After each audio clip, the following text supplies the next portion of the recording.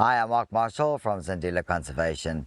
We work with animals all day long, and this is the dear old soul pet of mine. He's been with me for a long time, and his main goal with me is to do educational talks for people to realize that these guys are actually around. They're actually not too bad, and they are big lizards. So I'm going to talk a little bit about them. They are called rock monitors. In South Africa, we've got two types of big lizards called monitor lizards. The first one is the water monitor, also called the Locomotion. Now, the water monitor lives near water. He's got an actual fin on the back of his tail that allows him to swim, and it gets a little bit longer in growth than these guys, but it's definitely not as fat and chunky as these guys. Very, very fast, especially in water. If you're fishing alongside of the river or a dam and a big monitor lizard gets spooked and wants to retreat, it's going to go right between you, dive into the water, and you're going to think it's a big crocodile. Meanwhile, he's just going for safety in the water, and he doesn't care what's in front of him. He will just dive bomb for the water. Unfortunately, they do bite, but the chances of coming up to one in the wild is very slim because they're very scared of you. And that's why even if they see you near the water, they're not going to come up to you. They're going to run away or swim away and hold their breath long time underwater so you don't see them. So we're not going to talk about those ones. Today we're talking about the rock monitor, the other one, which is a little bit shorter, not as long with his tail, does not have a fin on the back of his tail, and also he likes the savanna, the dryness, the rocks. He likes to climb trees now and then, but mainly he likes the savanna, dry, woodland, rocky areas. The rock monitor lizard. Okay, so he's not the Locomotion. Locomotion is the water monitor. This guy is the rock monitor. As babies, they are tiny little things. They're about this big. And they are full of attitude because they think everything wants to bite them and eat them. And it's true, everything does. But then they get bigger and bigger and bigger, and they can even get bigger than this guy. And then not many animals want to attack them because they are so big. And also they are fast runners. Look at this guy's muscles. Look at that. Look at his leg muscles. He's a runner. And look at their nice, huge, long nails. Have a look at that. Big nails for climbing trees, gripping onto rocks. They can go all over the place just because of these nails. Look over here. There's a little stumpy. A nail broke off, but that's okay because a new one's going to grow back soon after that. Okay. These guys have ears, but the ears are not outside their head, because if they were, they would run through bushes and get scratched all the time. So that's why when you have a look at him, you can see a little hole there at the side of his head. That hole is actually his ear. His ear is inside, and they got excellent hearing. They can hear birds' nests, little babies chirping up in a tree. They can climb to the tree, and obviously they're going to eat the chicks. They are predators and scavengers, so they will hunt a lot of animals, but also if there's something on the ground that's not running around, they'll eat that too. There's no problem. They've got a huge diet, from beetles, millipedes, snails, bugs, to rats, mice. They'll even eat the dangerous puff adder. Okay, they don't mind. They've got thick skin. Also, have a look at this. Very, very thick skin. Puff adders usually can't penetrate that skin when they bite, so they love to grab a puff adder and actually eat it. Did you see his tongue sticking out? Have a look. Come on, show me your tongue. Are you going to put your tongue out? There you go. What's he doing there? He's figuring out what's going on. They've got very big, very long tongue. And the reason why they are so long is so that these guys can taste the air and figure out where their food is. So that's why it's got such a big, long tongue. Now, we know snakes shed skins, and they'll shed in one big continuous piece. Monitor lizards also shed, but in bits and pieces. They flake shed. Have a look here. You can see little pieces of skin literally falling off. That's all the time. That happens constantly.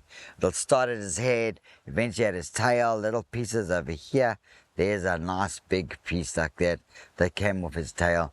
And eventually, after about a month or so, they'll be completely shed, and then they'll start the whole process over again. How often do they eat? They do not have to eat every day, as long as they've had a big meal before. Remember, There are cold days where they're not active. They need the sun to wake up in the morning, get nice and warm, then they go hunting, okay? So they can actually eat a little bit in one day, or a lot the next day, and sometimes 3 or 4 days, no food at all, because their tummy is full. Again, I said before, they eat anything they can fit in their mouth. A big question is, can they bite you? Of course they can bite you. Have a look at that jaw. It is strong, very, very strong. They use it to grip onto their prey and not let go. And eventually the prey will succumb to him and then he'll be able to eat it. They also have venom. Underneath that jawbone is small venom glands and they can produce venom. It's not deadly to humans, but it can make you sore and a little bit of paralysis, but a lot of pain. So don't get bitten by a monitor lizard. They sleep during the nighttime. They only come out during the day. And that's why at nighttime you're not going to see them. I get a lot of people that phone me saying there's a monitor in their roof and they hear it at nighttime. No, they don't. Monitors are fast asleep at night. If I hear the scratching and the running around in the roof during the day, I know that there is a monitor there. And yes, they like roofs. Also, they get into the engine of your car and you take them home with you sometimes. I saved a monitor a few months ago. They came all the way from Limpopo, a 3-day journey inside the engine of a car. Now, he's getting a little bit restless. He wants to go for a walk, so I'm going to sidetrack him and give him some food to eat. Come on. Okay, on the menu today is chicken hearts. Let me show you this. I've got one heart. He can pick up the smell already that there's food and is lifting his head up. These guys, they don't chew their food. They eat it in one gulp. Believe me, he can eat a lot of food. Come on, here we go.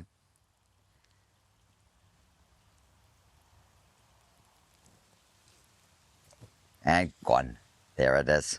All gone. And they've got manners. They actually clean their mouth with their tongue on the side. Watch his tongue going, doing movements up and down the side of his mouth to actually clean his mouth after he has eaten. Because this food's a little bit messy. Come on, next one. If you keep a monitor, you're gonna get messed on. It's fine. I really don't mind. Next little one. Do you notice when he opens his mouth, there's no teeth? You don't see the teeth. The teeth are hidden in the gum. And he only uses those teeth when he pushes down on his gums and the teeth come out. At the moment, he doesn't need his teeth at all because he's eating raw food already. So he doesn't need to kill it or bite it or anything. He just has to eat it like a little gentleman. How many more can he eat? Many, many more. They eat a lot. Yeah, Mom. Here you go. Do you notice they whip their neck back like that to actually get the food down? They don't swallow like a normal animal does. Here we go, watch. One jerk back, and there it goes. And watch his tongue, watch. It's going to go up and down the side of his mouth to clean his mouth. There you go. Did you see that? You might do it this side too.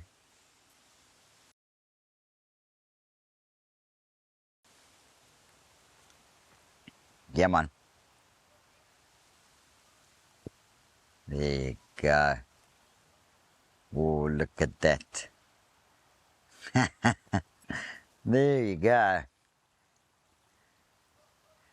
And he's picked up the smell, obviously, with his tongue. And he's realized, yo, there's some nice food over here. There you go. I think that'll be enough for you for today. Right, you're going to eat way too much. Now I want to actually put him on the ground to let you see how he walks.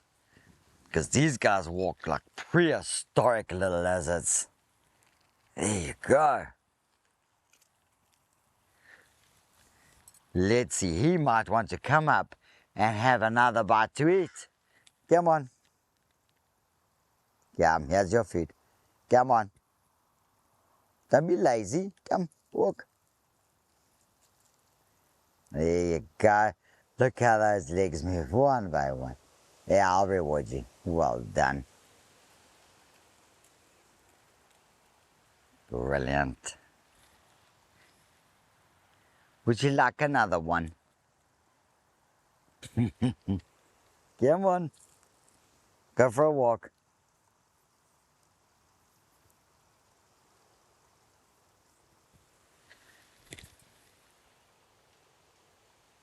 Look how fat his little tummy is now. All nice, full of food. But he's sniffing around for food. And just to let you know how great his tongue is, let's see if he can pick up where that food is. He's having a sniff around. He's picking up the scent somewhere. Oh, there you go. He's picked up the scent of that food. And there you go. Well done. Boom. And you never have to worry about sand getting on the food or dirty food. His body's got a strong digestive system and it'll go through without a problem. There you go.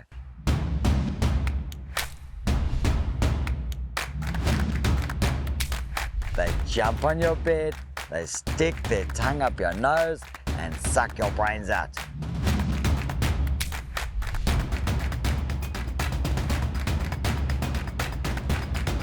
Big nonsense.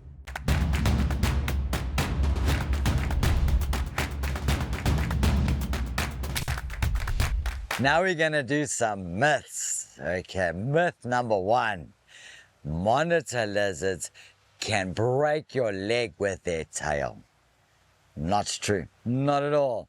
They use their tail as defense, yes. Normally when you approach them, they'll run away. That's the first thing. Or they'll run up into a tree and hide away from you. They don't want to be involved with you. But if you corner him, he's going to turn around, wind his tail up, and yes, he is going to smack you with his tail. And it's going to be very sore. But there's no way he's going to break your leg or anything like that. He will not break your bones with his tail. Alright, myth number 2. He's running around like crazy now. Monitor lizards, when you are sleeping, they jump on your bed, they stick their tongue up your nose and suck your brains out. Not true.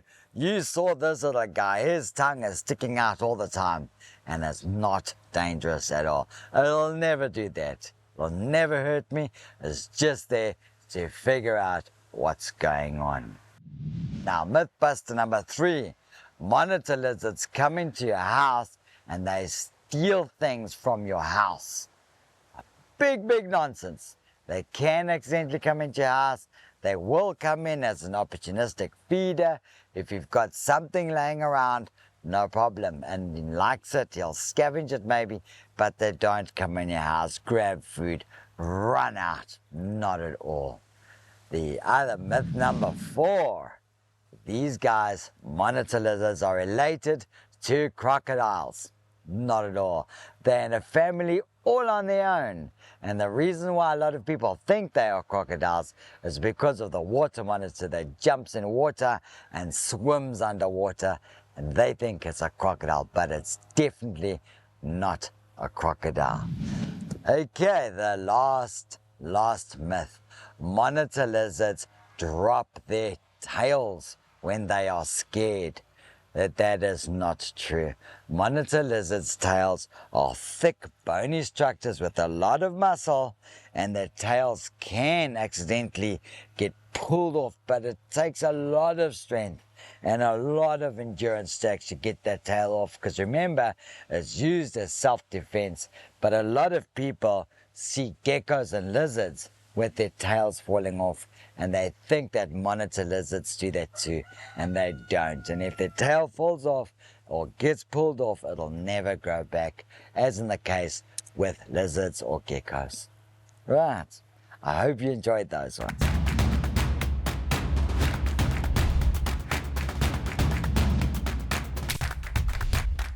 This little one is not so friendly. That's why I'm holding him like this, because I know if I open my hands and just let him have a chance, he'll take a bite at me, and I don't want to get bitten by this little guy.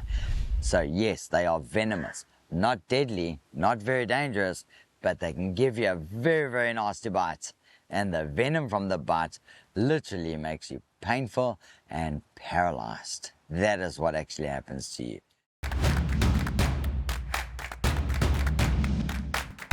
Yeah, this is a little rock monitor.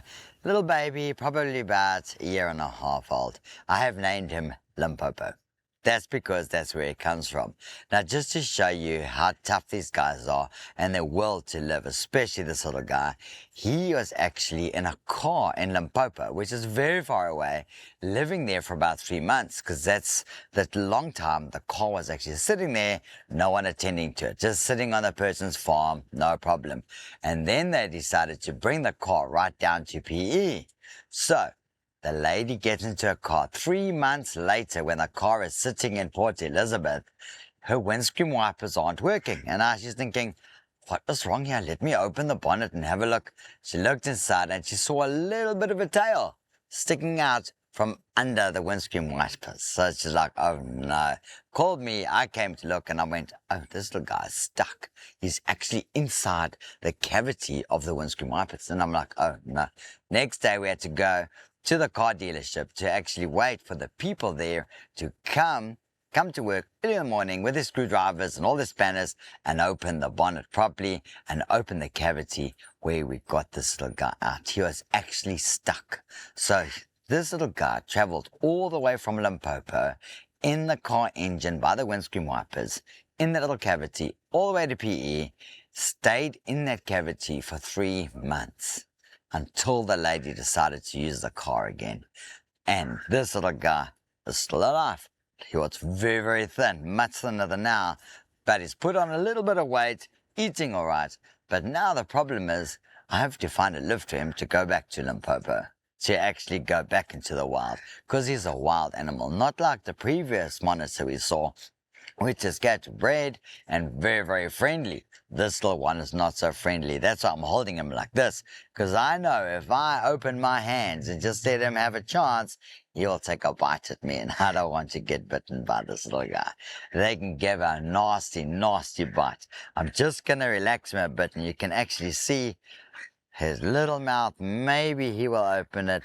Just turning them around just so you can actually see. Look how small these little guys are. They teeny, teeny, tiny, but they are full of nonsense. If they want to bite you, they will bite you. A lot of people thought originally that they were not venomous, but I have first-on experience of a bite from one of these guys. Double the size of this. And a few years ago, I got called to go and catch one in someone's house. I caught it, which is obviously a wild one. Same story, crawled into the car, lady parked a car in a garage, came out the car, into a garage, and there this little guy was. So I picked him up. I decided I'm going to keep him for the night, take him out the next day to actually release him. But now, when you do a release, you have your cobras with you, your brown house snakes, your puffetters, all these animals with you, because you're going to do a mass release, and you've obviously got a friend with you who's going to take photos with you, because you've got to photograph these little guys. I mean, look how photogenic he is. You got to do it.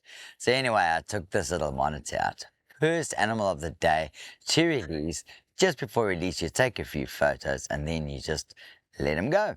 So that was the plan. Took him out. I put him on a termite mound, and he was the position facing that way.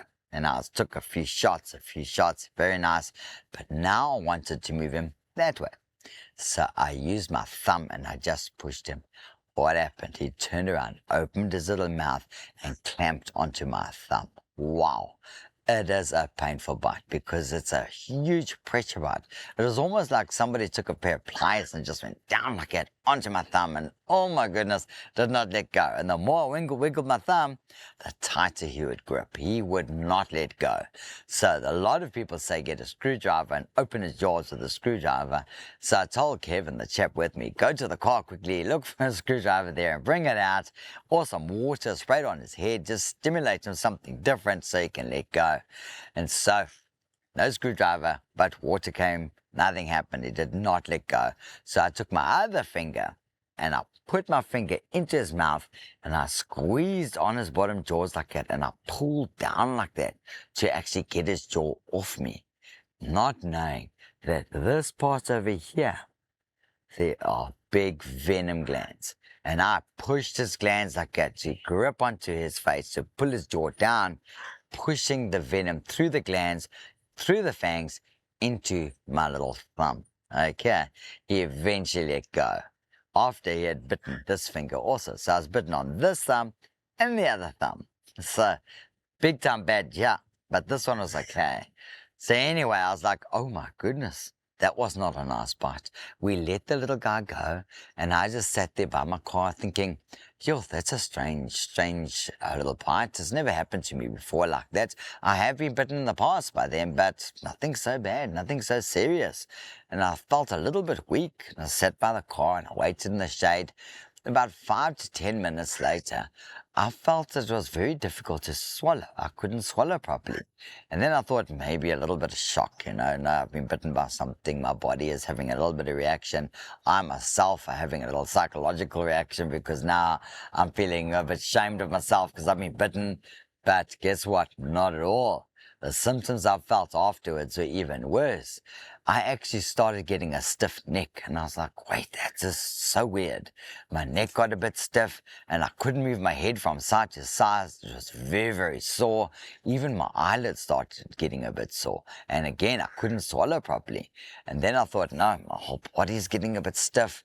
And it started at my head, my neck, and then my chest and my arms. I could lift my arms up, but very, very painful.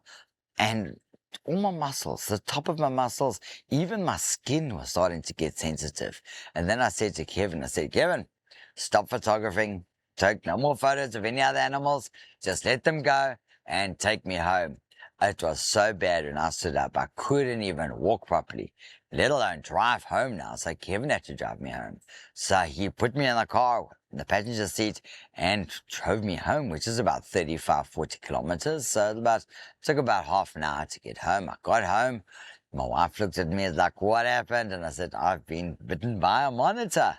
She goes, yeah, but they're not venomous. And I said, well, this one was. So anyway, I phoned all my friends who had bites before if they had reactions. Nobody answered the phone. And then eventually one person phoned back. He was actually a friend of mine who actually specializes in venom, and which is great.